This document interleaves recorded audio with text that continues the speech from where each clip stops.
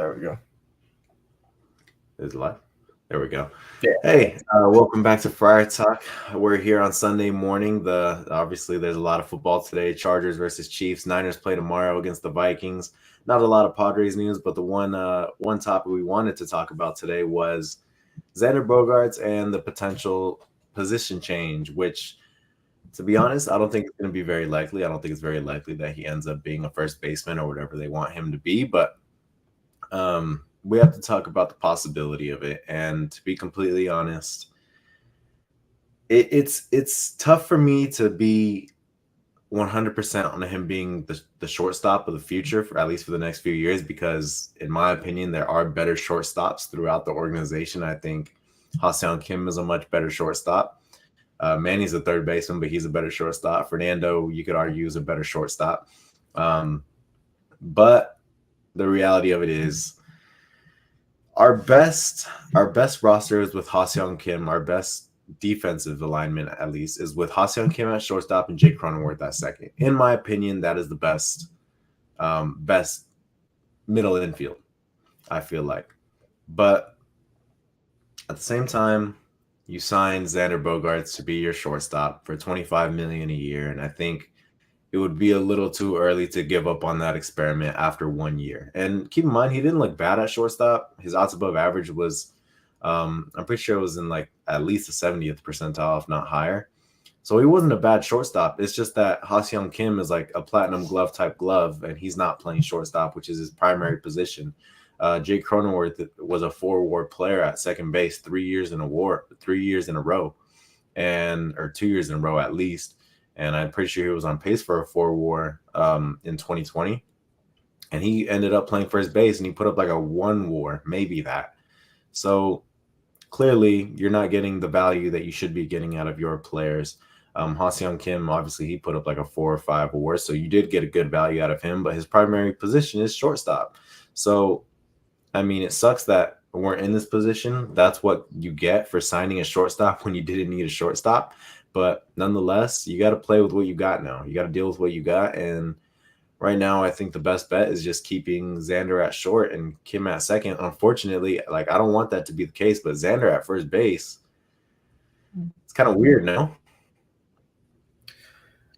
I can see why they would want to do that. Like, I understand it. I do think, it's the best way to manage defense in the infield. It gives you the best defensive alignment.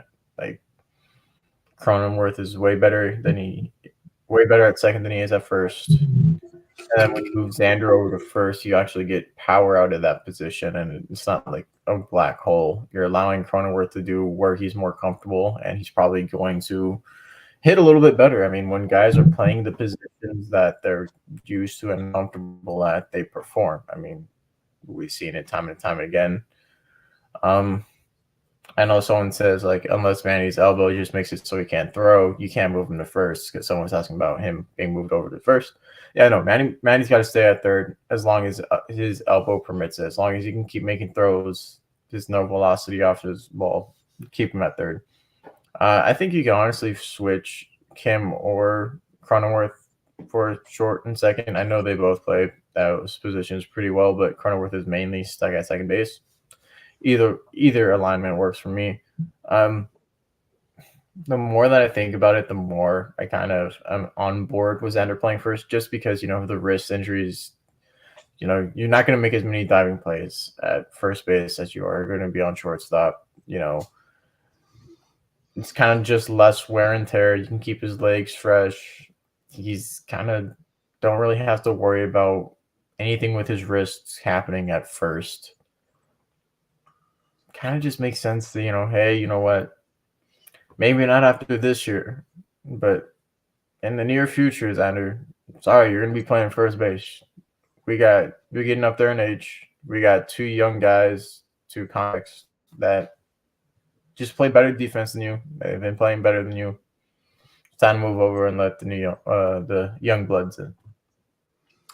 Yeah. I mean, I see what you're saying there, and I agree to an extent. I don't know. It's kind of hard for me to envision him playing first base because I think there are better options out there to play first base. I don't know if you get your best.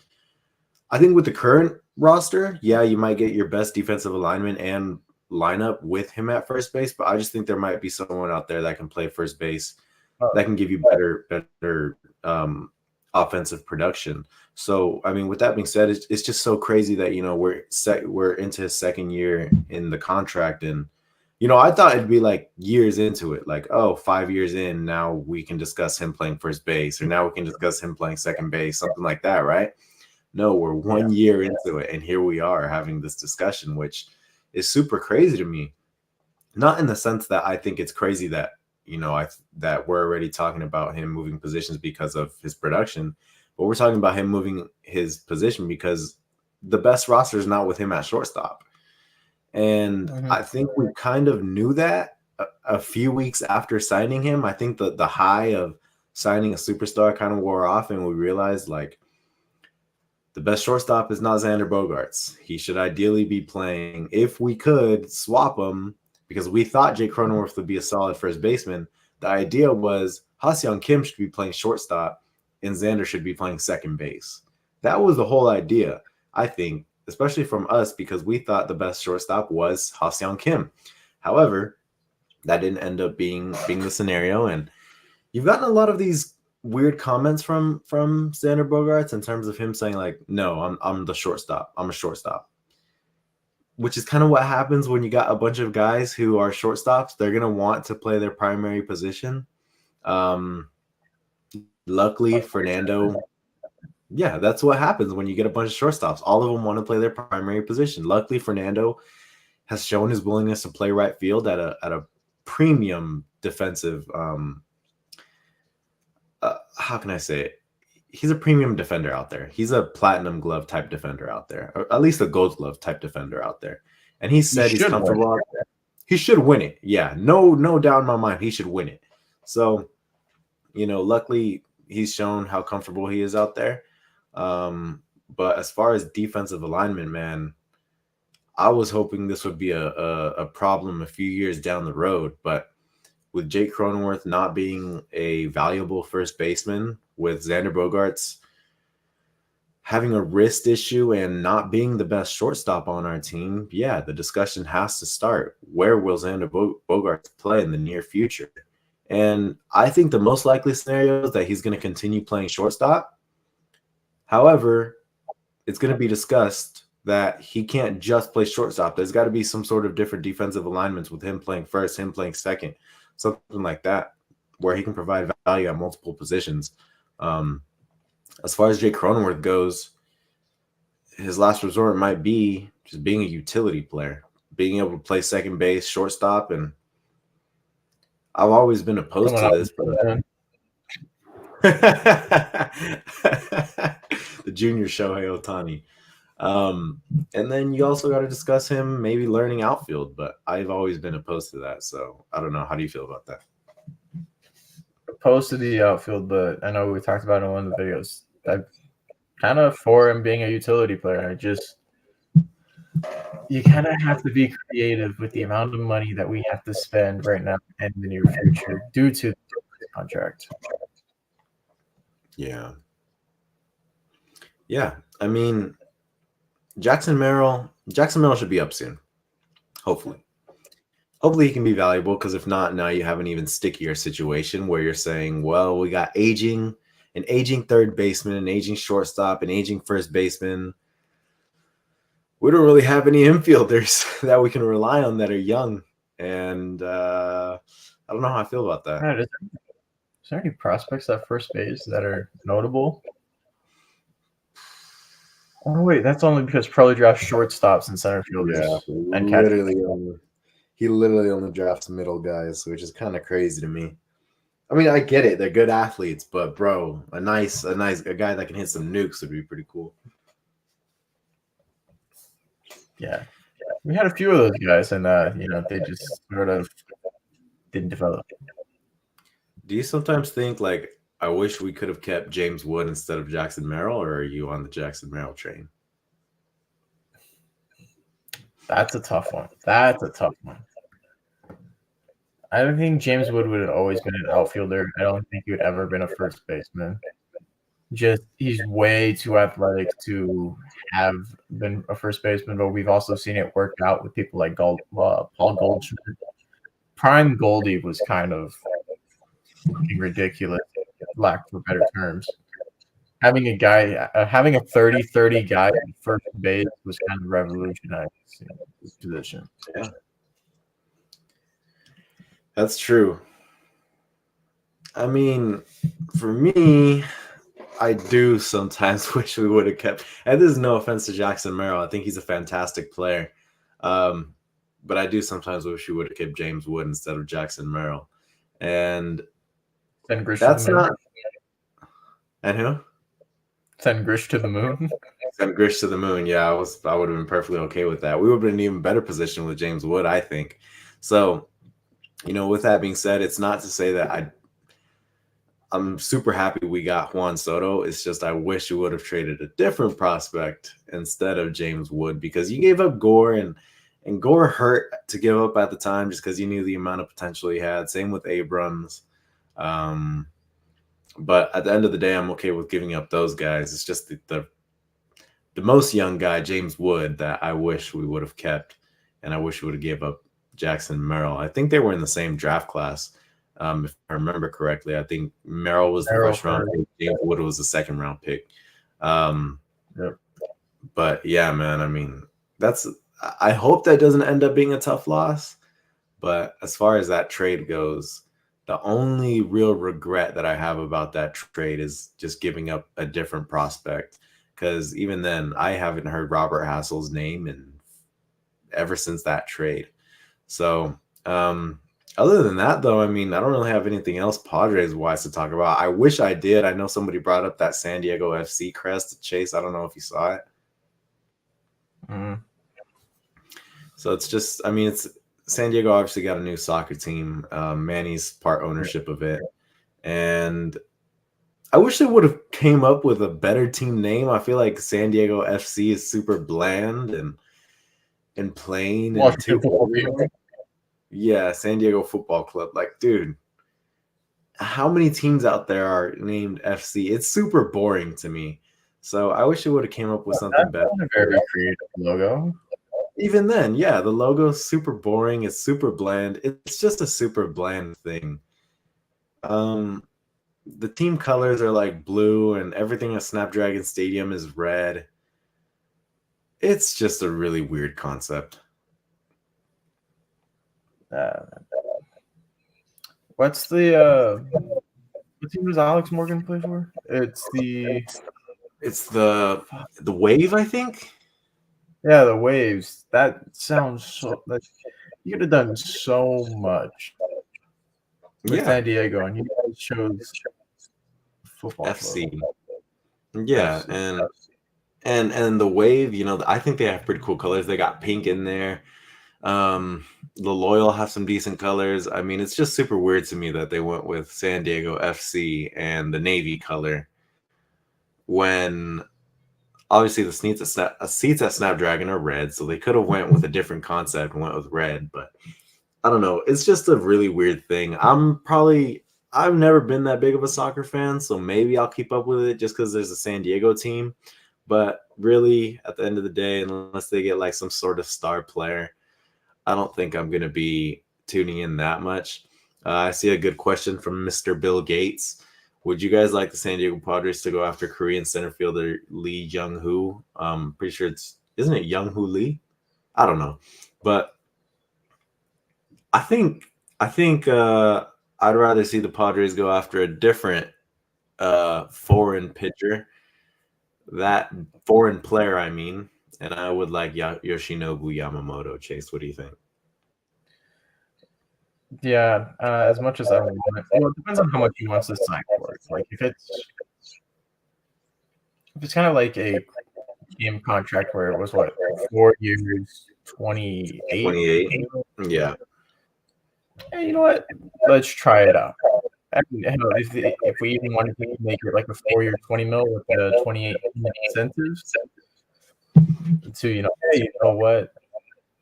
We saw what Kim could do. We have Kim here. He's going to help you get through the process of assimilating into the MLB and getting used to the talent difference. I'm all for it, but you should be dropping the bag on Yamamoto. Dude, I couldn't agree more. I really want them to go out and get Yamamoto. I think if you're going to drop a lot of money on a pitcher, it should be a 25-year-old pitcher. It should be Yamamoto. And I know it's a little bit of like a scare considering like, oh, he doesn't have any MLB experience. And yeah, there's Blake Snell. There's other guys that are on the pitcher's market. But at the end of the day, most of the guys on the pitcher's market are over 25 years old. And most of them are 30, are they not? I'm pretty sure they are. Yeah, they're getting up there in age. There's not a lot of young blood out there. Yeah, so I mean, if you could sign a guy for, I've heard 200 million. Let's say 8 years, 200 million. Are you opposed to 25 million a year for Yamamoto, or would you rather give him another year or two to try and lower the AAV? I'd probably give him another year or two. Yeah, and I think just that's because we still need relievers. We need a DH. We need maybe a first baseman. Probably add 2 years. Yeah, I completely agree. You take off a good 2.5 or 5 million off of that AAV, and I think it's looking a lot better. Also, if he does end up being really good and you sign him for those extra few years, you're looking at a really, really good deal. Because I don't think 22.5 mil or 25 mil for a 25-year-old pitcher with insane control and good breaking balls is something that you're going to regret. I don't think you're going to have a lot of regret. And I kind of doubted Kodai Senga coming in to the year, but he ended up having a good year, and Yamamoto's supposed to be better than Kodai Senga. So, granted, you could wait for Roki Sasaki, but you need pitching right now. So, yeah. So, yeah, exactly. Why not both? Yeah, you're right. Why not both? If you're going to commit to high payrolls year in and year out, you want to do it with young players that have potential to be superstars. So, when are Musgrove's so Darvish's is up in like 3 or 4 years, and Musgrove's is up in 3 years, I think. I think they were both 5-year deals. So yeah, it would be on the back end, Musgrove and Darvish. And Sasaki, I believe, is elevated to come over. Yeah, they would be on the back end of their deals. And he's 21, so I think 2027 is when he's available to come over. Sasaki? Yeah. And I mean, by then you're gonna see like, oh, Xander Bogaerts' 25 million really isn't that crazy anymore. You're gonna be seeing guys sign for crazy amounts. So. Yeah, man. I mean, I really want Yamamoto. I think Yamamoto would be a great signing, and that's somebody that I could see.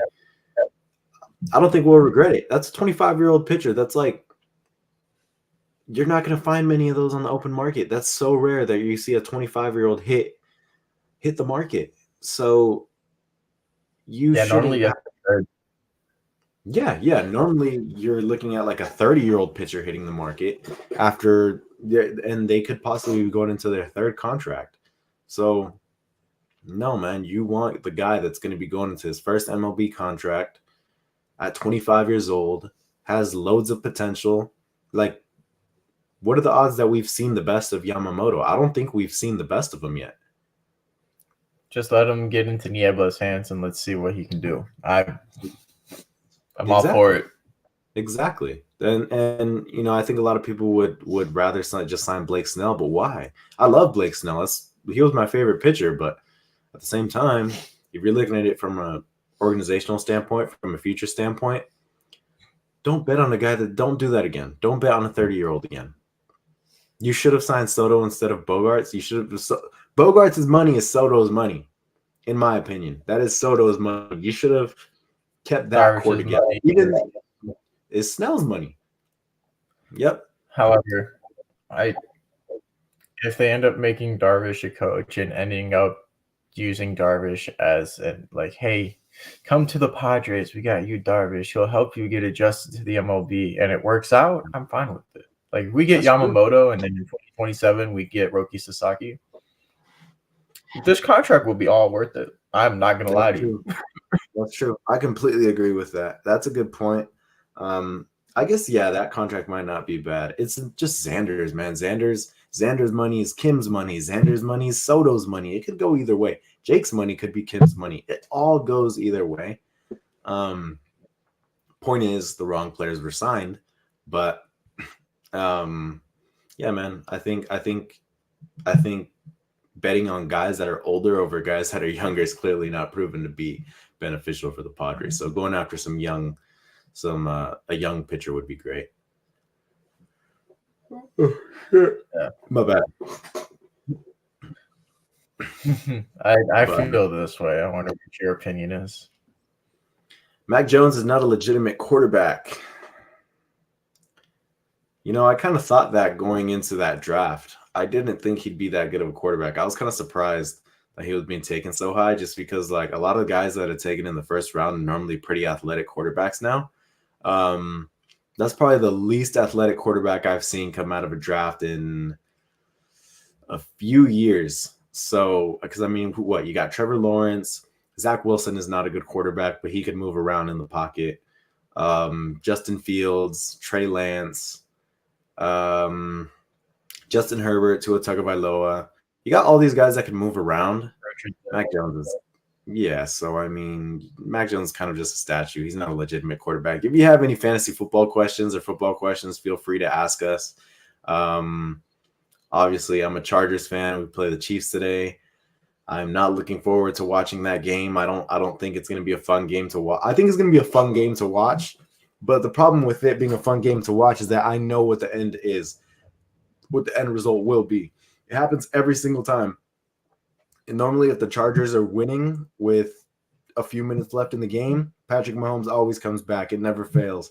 So I can rely on being completely heartbroken today if the Chiefs do end up pulling off a comeback, which 9 out of 10 times does happen against the Chargers, no matter what team it is. So, I can't really say I'm looking forward to that.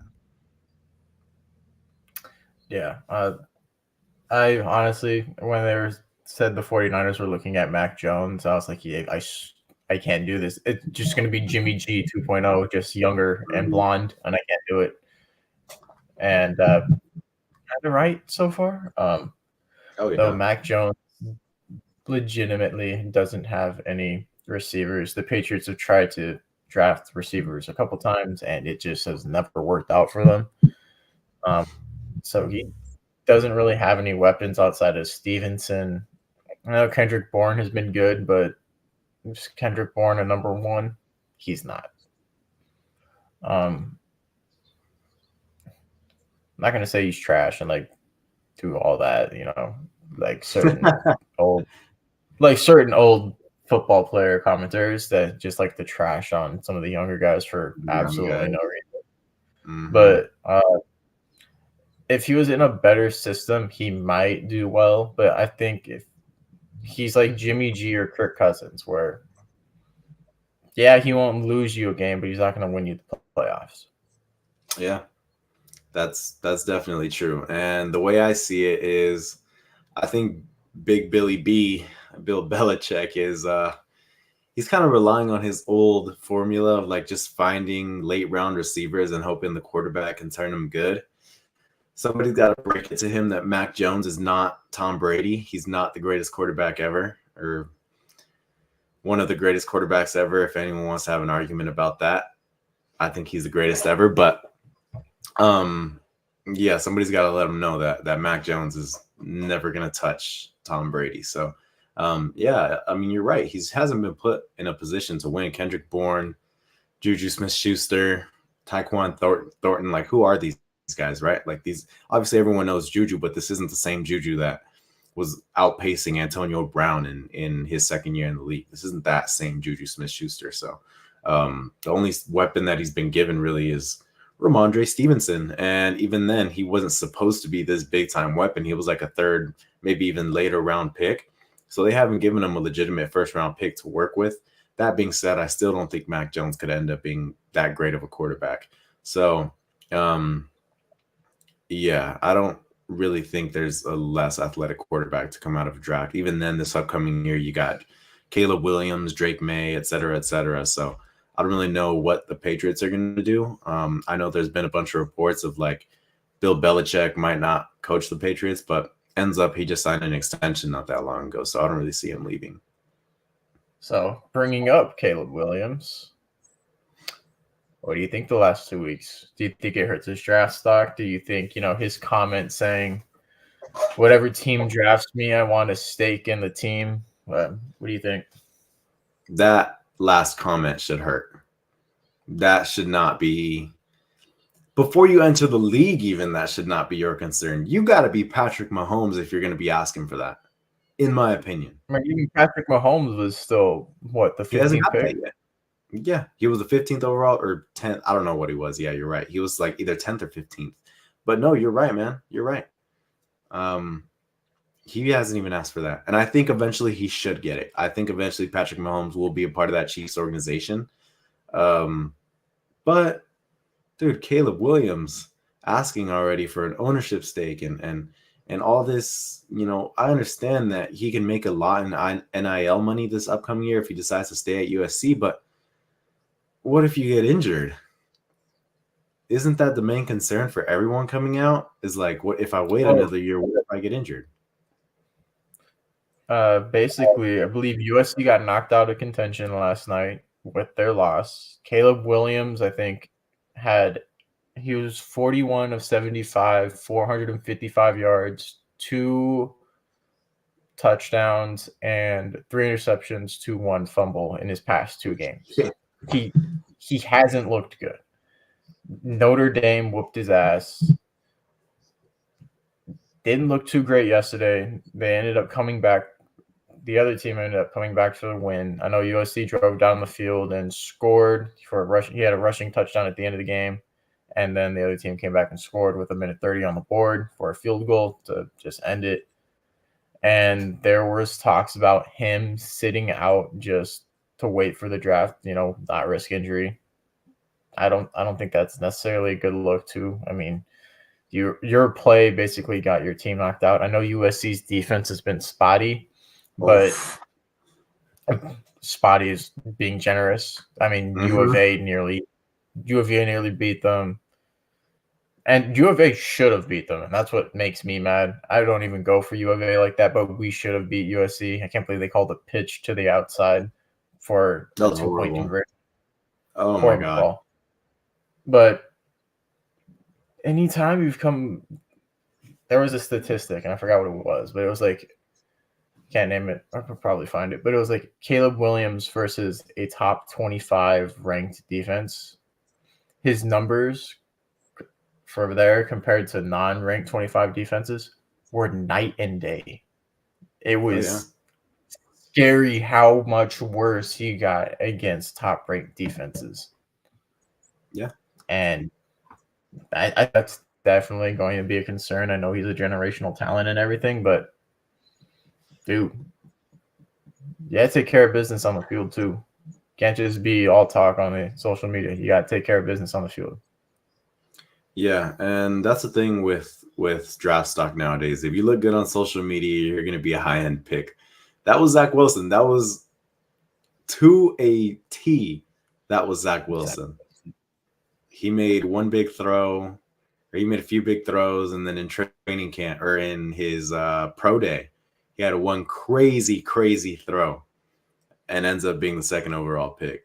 So that happens. That kind of stuff happens quite often with social media, with this day and age of social media. But with that being said, yes, I did see those stats on him against top 25 defenses. You're right. It's night and day. And whether that be because USC has a very lackluster roster outside of Caleb Williams or because he's just not good, I don't know. And luckily for him, that's not going to ruin his draft stock. People are going to be talking about Drake May over Caleb Williams. I think that's a little overboard. I wouldn't take Drake May over Caleb Williams just because I know, we've seen what happened with one UNC quarterback. That should not be a thing. So I think Caleb Williams, I wouldn't go as far as saying like he's going to be as good as Patrick Mahomes or anything like that, because I think people are kind of jumping to that conclusion already. However, I do think he can be good, but does it really help him if he goes to the Bears? That's So this is almost. gonna be my next question for you. The Bears have the number 1 pick. You're the GM. Do you 1 take Caleb Williams, 2 take Marvin Harrison Jr., or 3 and trade down the pick for a team that wants Caleb Williams more? I think 3 is a great option. Dude, I don't think Justin Fields is bad.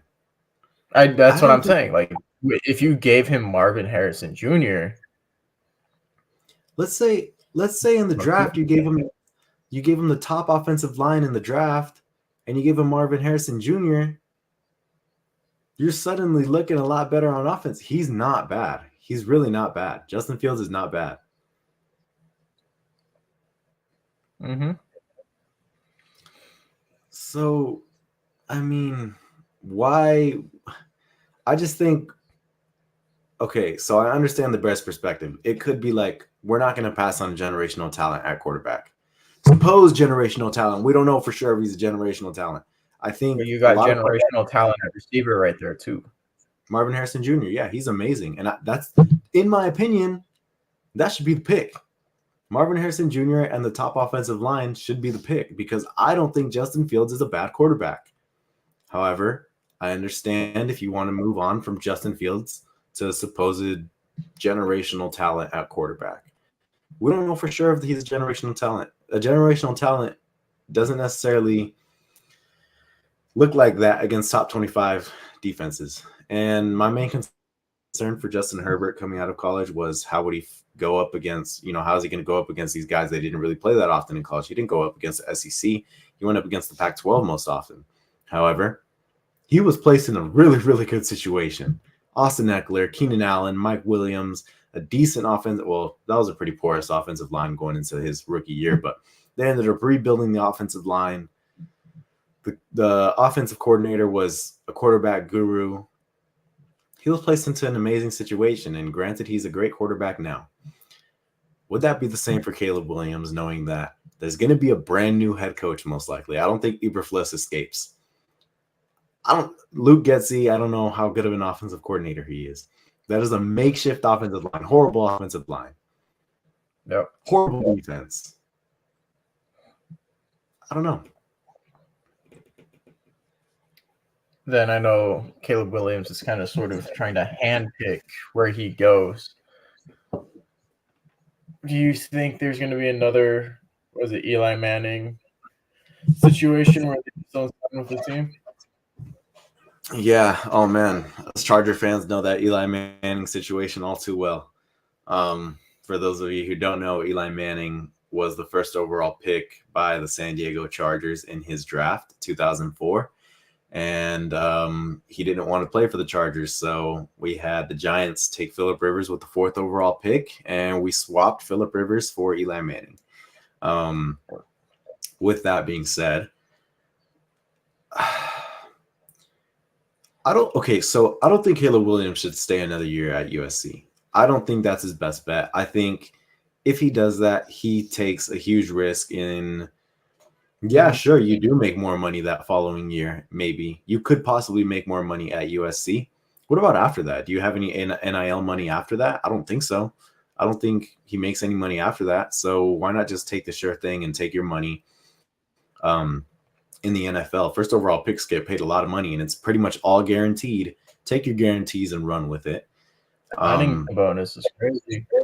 Yeah, all of it, dude. All of it's all guaranteed up front. I don't know. Obviously, the signing bonus is up front, but take the money. However, no, it's really hard for me to say. I do think there's a possibility that he doesn't, if he gets drafted by the Bears, he doesn't end up playing. Also, but then do you think the Bears should trade it? That's what I was gonna bring up right now. Also, I feel like the Bears' best bet is, hey, if he doesn't want to play for us, great. We'll just go ahead and acquire more draft picks to play around who I think is a good quarterback. If I don't think Justin Fields is a bad quarterback. He has his bad moments, but I mean, in his career, he hasn't been given a lot to work with. He's shown great flashes of being a great passer. He was a great The passer in O line's college. poor. O-line is atrocious. I mean, did you see that clip of Cody Whitehair and the other offensive linemen? Like, they ended up blocking each other. It's Yeah. unfortunate. So he hasn't been given a lot to work with. DJ Moore is the best receiver he's gotten. Could you imagine if he had Marvin Harrison Jr.? Bonkers. Yeah, and he's been going good. Yeah, and dude, Justin Fields looks better with DJ Moore. Could you imagine if he also had Marvin Harrison Jr.? If he also had a top offensive lineman? I mean, I still don't think we've seen the best of Justin Fields yet. So trading down and getting more picks isn't the worst thing. I'm trying to think of a team like what's going to be the top 3 to 5 picks. It's going to be the Bears. It's going to be the Cardinals. Shit, it might be the Vikings. Oh yeah, it could be the Vikings. The Colts, maybe, depending on how Gardner Minshew does. I know Anthony Richardson's up for the year, but they do have a good offense. They do have a good defense. So I don't expect them to completely tank it. Yeah. No, and they have Anthony Richardson, so I mean, I think they'd end up probably trading that. Yeah, the Cardinals are a good bet to be up there. I mean, they could be. You could look at the Giants, but I mean, You already committed $40 million to Danny Dimes. Exactly. There's the Broncos Greatest as well. NFL history right there. Yep. There's the Giants. There's the Broncos. There's the Patriots. I think all those teams have a shot at being. Even Broncos have big money committed to the quarterback. Yeah. And they're actively shopping their weapons too. So they're actively shopping Sutton and Judy. Yeah. That's very true. So even then, I don't know which of these situations is a good situation for Caleb Williams. Maybe Bears just the probably Vikings. the best one. The Bears might be the best one. But it said he's going to follow Kurt. Yeah. So I don't know. I mean, again, I don't think the Bears' best bet is relying on a different quarterback. You're just, I mean, got to build up that offense. Yeah, I mean, I think you should build up that offense and revolve it around Justin Fields still. But what do I know? Football's about to start. Chase, any last comments about fantasy or anything like that? Cooper Kupp is a saving grace, and I will worship him every day. Yeah, for those of you, obviously we don't talk about our fantasy league too much on here, but Chase was 1-3, and he got Cooper Kupp back, and he is now 3-3 in the thick of the playoff race. So that's pretty awesome. Cooper Kupp has made my team from one of the worst scoring to the highest scoring team in the past 2 weeks. Yeah. So let's go. So I'm playing Matt this week. So unfortunately, I don't have Jamar Chase. You took an L last week or no? I lost last week. So it was going to be the battles of the 6-0s, but Isaac had to lose last week. Yep, I lost last week. So unfortunately, I don't have Justin Fields or Jamar Chase this week. So I'm going to be throwing up a prayer with Sam Howell. And poor man. If these comments knew the atrocious trades you've pulled off, they would not feel bad. That could be true too. No, you know it's true. Yeah, I know. At least the AJ Brown one. You could argue that other one. Atrocious. But heinous, even. Heinous. Yeah, well, I mean, there was another fleece that happened pretty recently in our league that was pretty atrocious as well. Yeah. There's been a few really bad ones. There's been definitely a few bad ones. But yeah, I play Matt this week. If he wins, he is now 2 games up in first place. And if I win, I'm in first place. But I'm relying on guys that I hope can end up pulling through. Yeah, I got no other comments. I mean, if you do play fantasy football, I hope you win this week. I hope your players ball out unless one of your players is on Matt's team. Yeah, so Chase, if you have anything else to say now. Forever hold your peace. Go Niners. Gotcha. All right. Well, I would say go Chargers, but I'm not feeling very confident in that. So thank you guys. Thank you guys for tuning in. I really appreciate it. We'll have some more videos out this week, hopefully. Just not a lot of Padres stuff to talk about, but we'll figure something out. But thank you guys for tuning in. We'll talk to you guys later.